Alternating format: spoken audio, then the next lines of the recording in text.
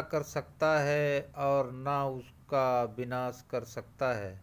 वह केवल आत्मा को शरीर रूपी पिंजरे में कैद करके इसे मृत्यु लोक में फंसा कर रख सकता है, ताकि आत्मा अपने असली घर जानी सतलोक वापस न जा सके। इसके लिए उसने अपने एजेंट मन को आत्मा के साथ लगाया हुआ है, जो आत्मा के इंद्रियों के घाट पर लाकर उससे तरह तरह के कर्म करवाता है और बाहरमुखी कर्म कांडों और सायतों में फंसाकर उसे सच्ची प्रभु भक्ति की तरफ नहीं जाने देता। गुरु अमरदास जी फरमाते हैं, धर्म राइन हुक्म है वह सच्चा, धर्म विचार दूजे भाई दुष्ट आत्मा वो मेरी सरकार। काल का हुक्म सिर्फ उन जीवों पर चलता है जो परमात्मा को भुलाकर और रचना के प्रेम में खोकर जहाँ अनेक प्रकार के कर्मों में लगे रहते हैं। परम सत्कार योग गुरु प्यारी सात संगत जी, आप सभी को मेरा प्यार भरा राधा स्वामी जी। आज का सत्संग परम संत हुजूर स्वामी जी महाराज की वाणी से लिया जा रहा है। सत्संग मकसद कैसे काल ने इस जगत में अपने जाल को फंसाया हुआ है और कैसे हम माया के बंधनों में बंधे हुए हैं, इस पर होगा बड़ा ही विचार। योग और रूहानियत से भरा सत्संग होगा। सबसे गुजारिश है कि समूह साथ संगत से कि सत्संग को पूरा सुने और अपने आप को काल के जाल से छुड़ाने के लिए कोशिश करें। बड़े ही ऊंचे भाग हैं जो हमें सतगुरु के बड़े ही ऊंचे हमारे भाग हैं जो हमें सतगुरु के नाम दान और सत्संग बख्शे हैं। हमें इनसे कुछ सीखना चाहिए, विचार करना चाहिए, ताकि हमारा मन भजन और सिमरन में लग सके। तो आइए आज का रूहानियत भरा सत्संग श्रवण करते हैं। सत्संग के वचन काल के जगत अजब फरमाया, मैं क्या क्या करूं बखान। ये परम संत हजूर महाराज की वाणी है और आप फरमाते हैं कि इन त्रिलोकी मालिक काल है जिसने सारी दुनिया को इस मुसीबत में डाला हुआ है। सारी दुनिया के जाल में फंसी हुई है। ब्रह्मा विष्णु और शिव तीनों लोक के काल जाल में हैं। सारी दुनिया यहीं समझी बैठी है कि हमारा मालिक काल दयाल की किसी की खबर ही नहीं। जो इसको खाता है उसको पूछते हैं। हालांकि सभी संतों ने काल और दयाल के भेद को प्रकट किया है, लेकिन हालत यह है कि बहुत कम लोगों को काल और दयाल के अंतर की समझ में आत्मा परमात्मा की अंश है और इसके अंदर अपने मूल के प्रति कुदरती कशिश है। पर इस मृत्युलोक में कुछ ऐसी शक्तियां भी हैं जो जीवात्मा को रचना के प्रेम में फंसाकर परमात्मा के मिलाप से रास्ते में रुकावट पैदा करती हैं। इन शक्तियों को काल, मन और माया नाम दिया गया है और इस मृत्युलोक को काल और माया, मन और माया के देश कहा जाता है। संसार आत्मा का खेल है और इस काल का काल इस खेल को जारी रखने का मुख्य साधन है। परमार्थ एक गहरा रहस्य केवल पूर्ण संतों ने ही खोला है कि काल द्वैत, विरोध और विनाश की वह शक्ति है जो परमात्मा की मौत से संसार में कार्य कर रही है। संत महात्मा हमें समझाते हैं कि जो भी रचना काल की बनाई हुई है, काल ही छाल का बनाया हुआ है, और जिन नियमों के अनुसार वह रचना चल रही है, वह नियम भी दयाल के ही बनाए हुए हैं। कबीर साहब फरमाते हैं कि काल अकाल का कीना इन पर पंच बदावन गुरु। अर्जुन देव जी भी इस वाणी में है कि खंड पाताल दीप सब लोबा, सब काले बस आप प्रभ किया काल अकाल। पुरुष से ही शक्ति लेकर सृष्टि की रचना करता है, यानी यह भी कहा जा सकता है कि परमात्मा द्वारा रची गई सृष्टि पर काल का पहरा स्वामी जी महाराज त्रिलोकी को चौपड़ के खेल के समान बताते हुए कहते हैं, ना माया काल बिछाया जाल अपने स्वार्थ करें, बेहाल कोई गोट न जावे घर को यहाँ की खेल खिलावे। सबको आप समझाने में किसी तरह की कोई कमी नहीं छोड़ रहे। आप कहते हैं कि इस खेल में एक तरफ जीवात्मा और दूसरी तरफ काल और माया। काल और माया के तीन गुणों कर्म और फल, आशा और तृष्णा और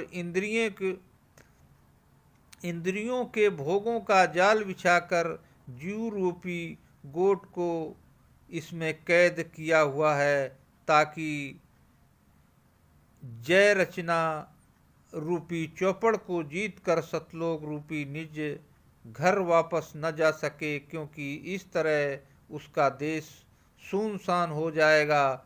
संत जन समझाते हैं कि मृत्यु लोक तो एक तरफ इंद्रपुरी, विष्णुपुरी और शिवपुरी पर काल का पहरा है। सब देवी देवता भी काल के अधीन हैं। इसकी पूजा और भक्ति कभी किसी को परमात्मा से नहीं मिला सकती। काल समय परिवर्तन, मृत्यु या विनाश और कर्मों का फल देने वाली शक्ति का सूचक है। कर्मों का फल देने वाली शक्ति को काल भी कहा जा गया है, और धर्मराज भी। आत्मा अब तक काल के देश में निकलकर सतलोक नहीं जा सकी।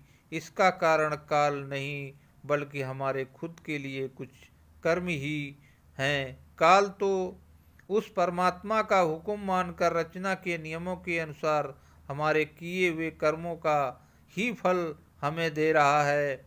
वह तो परमात्मा का सेवक है जो अपने मालिक की आज्ञा का पालन कर रहा है। प्रश्न किया जा सकता है कि प्रभु ने काल की रचना क्यों की?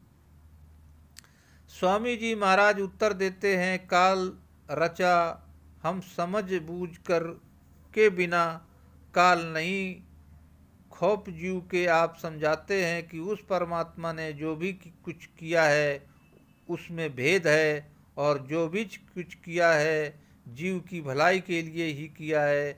अगर जीव को मृत्यु या किए हुए कर्मों का फल मिलने का डर ना हो तो वह ठीक रास्ते पर चलने, गलत कार्यों से बचने और जीवन मुख्य देश की प्राप्ति के लिए इस्तेमाल करने की कोशिश नहीं करेगा। अपनी दूसरी कड़ी में स्वामी जी महाराज क्या फरमा रहे हैं, जो साधन थे पिछले युग के सो कलयुग में किए प्रमाण, जो सतयुग, त्रेता और द्वापर के नियम और साधन थे उनको अब कलयुग में प्रयोग में लाते हैं या उचित नहीं। क्योंकि विचार करके देखें, एक तो हर 2121 कोस पर अलग अलग इलाका होने के से भाषा बदल जाती है। दूसरी, हर 20 साल बाद दुनिया के कानून बदल जाते हैं। इसी प्रकार पोशाक या पहनावे का हाल है। जब हम छोटे होते थे, अंग्रेज महिलाओं को देखते थे, उनकी कमर पर बड़े बड़े लहंगे होते थे, लेकिन अब हालत और है। सिपाहियों की पोशाक है, न जाने कल क्या हालत होगी, क्या परिवर्तन जगा देगी। की ताकत भी त्रेता के घट कर 10वां हिस्सा 10,000 साल की उम्र रह गई। द्वापर में घटकर 10वां हिस्सा 1,000 वर्ष की उम्र रह गई। अब कलयुग में घटकर 10वां हिस्सा भाग 100 वर्ष रह गई। लेकिन यह भी कोई भोगता है तो कोई 50 साल, कोई 60 साल और 70 साल। अब सतयुग में लाख साल उम्र और कलयुग में 60 साल।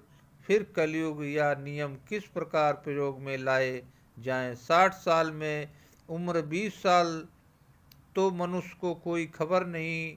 बाकी रहे 40 साल जिसमें आदि हो वह रातें हुई और आधे दिन समझ ले कि विद्या तो पहले 20 साल में पढ़ी गई।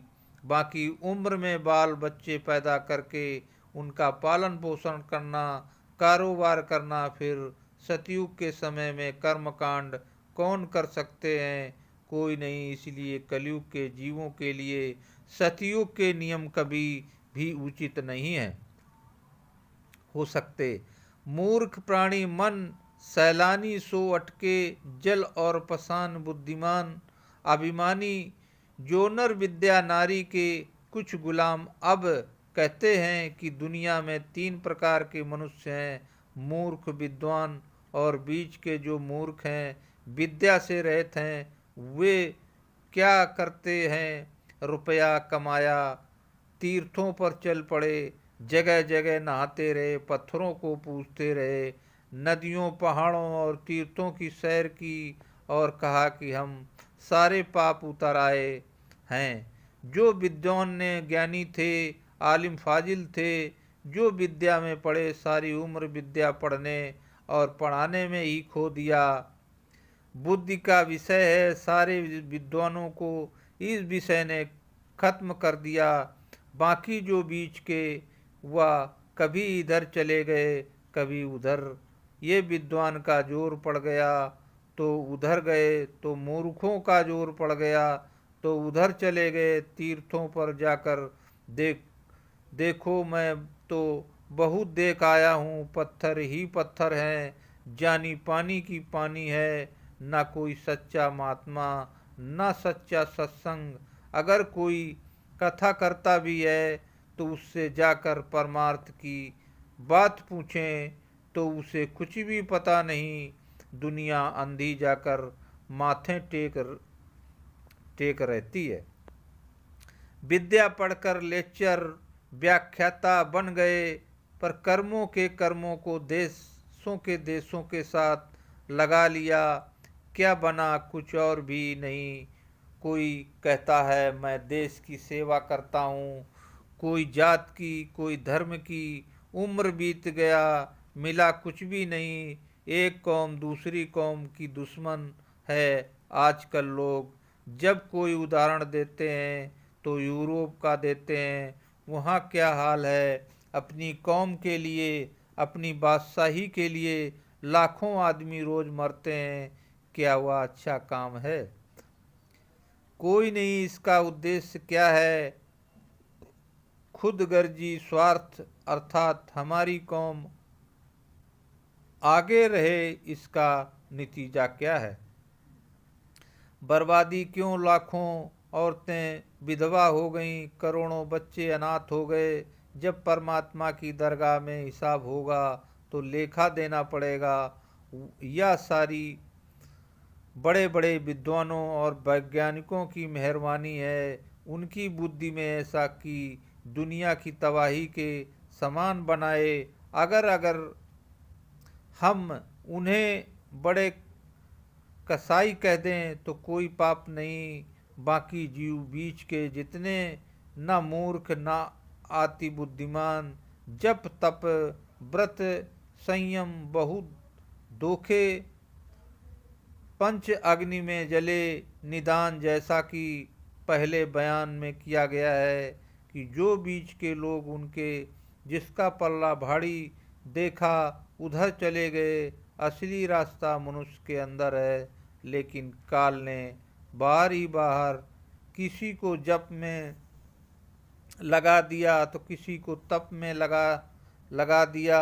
कोई किलों पर होता तो कोई सोता ही नहीं। कोई पानी में खड़ा है, कोई धुनी जलाकर बैठा है। चार आग चारों तरफ, पांच सूर्य पांच आग में जल रहा है। उसने जाकर पूछे, भले मानस तेरे अंदर पांच आग हैं, काम, क्रोध, लोभ, मोह और अहंकार, जिसमें सारा संसार जल रहा है। पहले उनसे बचने का उपाय तो कर। सारी दुनिया भूली हुई है, सीधे रास्ते कोई नहीं चलता। इसी प्रकार योनियों को देखा, उनके 21-21 दिन व्रत होते हैं। एक जैनी का जिक्र है, उसका प्रण था कि वह दिए में तेल भरकर पाठ पूजा करता था। जब तक तेल खत्म होता वह पाठ बंद करके रोटी खाता था। घर में नई पुत्र वधू आई थी, उसको पता नहीं था कि जब दिया बुझने लगे तो उसने और तेल डालकर भर दिया ताकि पाठ में भी विघ्न ना पड़े। अब उधर भूख लगी हुई थी, गला सूखता है, लेकिन दिए में तेल भरा हुआ है। इस प्रकार जब तेल फिर खत्म होने लगा तो उसने फिर भर दिया। आखिर वह जैनी भूख से व्याकुल हो गया। जय हालत है पाठ वालों की, जो सो दुनिया ऐसे बुरे बुरे रिवाजों में पड़ी हुई है। कोई सिद्ध बन बैठा है तो कोई नाथ, कोई कुछ और कोई कुछ, लेकिन यदि खोज करो तो सब ही हालत गिरी हुई है। यह सब काल का धोखा है। तमाम दुनिया काल के जाल में फंसी हुई है। देखो चरित्र काल करता के कोई सिर, कोई पैर, कोई धान। अब कहते हैं कि देखो काल का कितना धोखा है। किसी को हाथों से बढ़ा देता है, किसी को पैरों से, ताकि कोई अंदर ना चला जाए। वाल्मीकि ने रामचंद्र जी के पैदा होने के 10 वर्ष 100 हज वर्ष पहले रामायण बनाकर सारा हाल लिख दिया कि अंदर राम है, अंदर सीता है, अंदर ही सब कुछ है। काल भगवान ने देखा कि इसने तो पर्दा हटा दिया, बाहर राम और सीता बना दिए ताकि न कोई अंदर जाए, न मालिक से मिले, सारे बाहर ही बाहर रह जाएं। भटक भटक या सब जग कोई न ले गया ठोर ठिकान। काल भगवान ने सारी दुनिया को बाहर ही बाहर भुला दिया, अंदर किसी को न जाने दिया। किसी को पत्थरों में, किसी को पानी में, किसी को मंदिरों में, किसी को मस्जिदों में, किसी को विषय विकारों तथा अन्य बुरे कर्मों में, किसी को कहीं तो किसी को कहीं, ताकि कोई अंदर ना आए जाए। अगर किसी की ऋषि मुनि ने मेहनत करके अंदर जाने की कोशिश की तो रास्ते में ही रोक लिया। अंदर जाकर देखो, सभी रास्ते में रुकावटें रुके बैठे हैं। किसी को सिद्धि या सिद्धियां शक्ति देकर बहका कर दिया, किसी को स्वर्ग की तृष्णा लगा दी, किसी को बैकुंठ की, किसी को स्त्रियों की, किसी का विषय में उलझाकर गिरा दिया। रंगी ऋषि गिरा, विश्वामित्र गिरा के सबको गिरी, न किसी जाल में फंसा लिया। ऐसी हालत देख जगत की सत्य संत गुरु प्रकट आन। अब काल की हालत बयान करने के बाद स्वामी जी महाराज सतगुरु की तरफ आते हैं। जब वह परमात्मा अकाल पुरुष देखता है कि सारी दुनिया भूल गई है तो उस वक्त संतों को भेजता है गुरु नानक साहब कहते हैं, कल रात कल काती राजे कसाई धर्म पंख कर, उड़ गया कड़ अमावस सच चंद्रमा दिसे नाई। कह चढ़वा उस जमाने में मुगलों का जोर था, अर्थात मुगल की हुकूमत थी। कलकाती क्या कलयुग था, राजे कसाई अर्थात राजा कसाई थे, धर्म पंख कर उड़ गया, राजा धर्म रहा नहीं था। कड़ अमावस्या सच चंद्रमा दिसे नाही के चढ़ रहा, अर्थात अमावस की अंधेरी रात थी जबकि चंद्रमा नहीं होता, सत्य का पता ही नहीं था। चारों ओर कूड़ झूठ और बुराई ही बुराई थी। चोरी ठहलाते हैं और भूले हुए जीवों का मालक से मिलने का मार्ग बताते हैं। वे कहते हैं कि रूह संत नाम की अंश है, सतलोक की रहने वाली है। हाँ, काल का महाकाल की पहुँच नहीं, जो रूह वहाँ पहुँच गई वह हमेशा के लिए आज़ाद हो गई। वरना जहाँ जो काल ने हर एक जीव को तन और मन का पिंजरा लगाकर कैद किया हुआ है। अगर पक्षी है तो तन और मन उसके साथ है, अगर कीड़ा है तो तन और मन साथ है, अगर पशु है तो भी तन और मन साथ है, या तो मृत्यु लोक का हाल है। अब स्वर्ग में जाओ तो वहाँ भी तन और मन साथ हैं, जो कंठ में जाओ तो वहाँ तन मन दोनों साथ हैं। अर्थात जुगों जुगों के हम तन और मन का पिंजरा लगा हुआ है। संतों के आने के विषय में स्वामी जी महाराज फरमाते हैं कि संत रूप होए जग में आया अपना भेद, आप उन पर गाया है। अब सब संत आते हैं कि वे आकर क्या उपदेश करते हैं, तो उन पर अपनी उंगली कड़ी में बयान अगली कड़ी में बयान करते हैं कि गुरु सेवा और नाम महान, सत्संग सतगुरु गिया बखान। अगर आपको मुक्ति प्राप्त करनी है तो पढ़ना पढ़ाना, तीर्थ व्रत मंदिर देवी देवता सब छोड़ दो। मुक्ति प्राप्त करने के लिए 3 चीज़ों की ज़रूरत है। पहला है सत्संग, दूसरे सतगुरु और तीसरे नाम को जीव चाहिए। जीव को चाहिए कि संतों के सत्संग में आए तो पहले खूब खोज और तहकीकात करें, सोचें विचारें और अपने सारे शक दूर करें, तब निश्चय आ जाएं तो नाम लेकर उसकी कमाई करें। सत्संग से बढ़कर दुनिया में और कोई दौलत नहीं है। यह सब वह पदार्थ है जिसको पाकर चोरी छोड़ देते हैं, डाकू डकैती छोड़ देते हैं, लोग अपनी बुरी आदतें छोड़ देते हैं। मुक्त के लिए सब कुछ बाहर है, लाने की ज़रूरत नहीं, केवल 3 चीज़ों की ज़रूरत है, सिमरन, ध्यान और भजन। अर्थात सिमरन के द्वारा रूह को इकट्ठा करना है और ध्यान द्वारा ठहराना है। धुन को पकड़ मालिक के देश पहुंचना है। हिंदू होकर अंदर जाओ, सिख ईसाई होकर अंदर जाओ, किसी को भी जात के होकर अंदर जाओ। संतों का उपदेश सबके लिए एक ही है। साधन 3 सार उन बरने और साधन सब योने मान। कलयुग में मुक्ति के 3 ही साधन हैं, जो मनुष्य अंदर और तीर मंदिर, जप तप, पूजा पाठ और किसी चीज़ की ज़रूरत नहीं। वेद शास्त्र और सिमरन पुराना पढ़ना उनका वृथा जान। वेद शास्त्र सिमरन और पुराणों में काल का कानून के वेदों की मुक्ति कल्प प्रयत्न है। संतों की मुक्ति हमेशा के लिए वेद दूसरों की मंजिल से निकले हैं।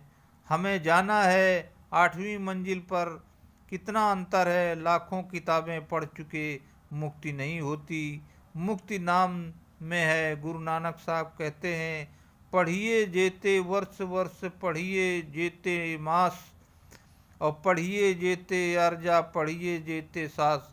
नानक लेखे एक गल, होर हमसे खना जाग। फिर कहते हैं कि नानक कागज लख मना, पढ़ पढ़ कीजिए भाव मन। कागज प्यार से पढ़ लो, मस्त को न हो आवे लेखन। पौन चलायो बेशुमार स्याही, लेकिन हवा की तरह लिखते जाओ, फिर भी तेरी कीमत ना पवे। केवड़ आखा नाओ। श्री गुरु ग्रंथ साहब की वाणी है कि मुक्ति नहीं होती, समझ नहीं आती नाम। और कोई और चीज़ है कि जब किताबें कहती हैं पढ़ने से मुक्ति नहीं, चढ़ने से मुक्ति है, फिर भी लोग पढ़ने में मुक्ति समझते हैं। और गीता पढ़ता है, कोई भागवत पढ़ता है, और कोई जप जी, कुछ और भी, कुछ सवेरे उठे तोती की तरह पढ़ लिया। जय पता नहीं कि जप भी क्या कहता है। अगर अंदर नहीं गया तो पुराने राजा महाराजा की कथा सुनने से, पुरानी कब्र खोदने क्या निकलने से कुछ नहीं सुधरे। फकीर से किसी ने कहा है कि इस बार यहाँ बहुत से विवाह हैं, सुधरा है। कहता है कि अगर ऐसा विवाह नहीं हुआ तो कुछ भी नहीं। इसी प्रकार बिना गुरु के नहीं मिलता। जिस प्रकार वक्त का हाकिम होना जरूरी है, उसी प्रकार वक्त के गुरु की जरूरत है। पंडित पे पेट के मारे, वे संतन पर करते तन। जितने विद्वान हैं वे हमेशा संतों पर ताना मारते आए हैं कि वे मूर्ख हैं, इनको वेदों शास्त्रों की खबर नहीं, या ऐसे हैं या वैसे हैं। लेकिन संत कुछ नहीं कहते। जब तक महात्मा आए उन्होंने उनके आराम लेने की नहीं दिया। मसूर को सूली दे कि समस्त तरवेज की खाल उतार दी। गुरु नानक जी बोझ उठाया या चकिया पिसवाया। गुरु अर्जुन जी साहब तपसे हुए तवे पर बिठाया। गुरु तेग बहादुर का शीश चांदनी चौक से में उतार दिया। गुरु गोविंद सिंह शहर से बाहर कर दिया। एक बार की जिक्र है कि गुरु गोविंद सिंह ने 3 महीने लगातार कमर नहीं खोली, क्योंकि उनके लड़ाई करने पड़ी। वे हमारा भला करते हैं और हम उनको दुख देते हैं। अगर 2-4 दिन शरीर की ओर ध्यान न दो तो जुए पड़ जाने का डर है। सोचो तो 3 महीने कमर न खोले, उसका क्या हाल हो सकता है। वह या पैगंबर को अरे से चीर दिया। हजरत मोहम्मद साहिब के दांत तोड़ दिए। उन्हें मक्के से निकाल कर मदीना भेज दिया। एक बार उन्होंने 3-4 दिन गुफा के भूखे रहकर काटे। इसी प्रकार जब स्वामी जी महाराज बुद्ध हो गए, वृद्ध हो गए, तो उनके सेवक उनको उठाकर शहर को ले जाते थे। कहते थे कि राम नाम सत्य है। वे चुप रहते और अपने सेवकों को चुप रहने का आदेश देते थे। गुरु नानक साहब, महात्मा बुद्ध तथा अन्य महात्माओं के लोगों ने कहा कि ये कुमार्गी है, लोगों को मार्ग ना उल्टे रास्ते लगाते हैं, इनका मार्ग ठीक नहीं। संत कहते हैं कि वे लोग अंते हैं, भूले हुए हैं, इनको क्या कहें। जब तक महात्मा आए लोगों ने उन्हें द्वेष दिया। कहते हैं कि तुम रूहानियत की शिक्षा क्या देते हो। अगर लोग शिक्षा न लें तो संत क्या देवें हित कर संत उन्हें समझाने वे माने नहीं माने। अन संत बड़े प्यार से साथ समझाते हैं कि तुम काल के जाल में कैद होकर तुम्हारे अंदर करोड़ों खंड ब्रह्मांड, पहाड़ और नदियाँ, बल्कि खुद खुदा तुम्हारे अंदर हैं। आओ तुम्हें ऊपर मालिक के देश में ले चलें। लेकिन वे सुनते नहीं। उनके चाह मान और धन परमार्थ के खाली जान। उनको धन और मान की चाह पर परमार्थ का शौक नहीं।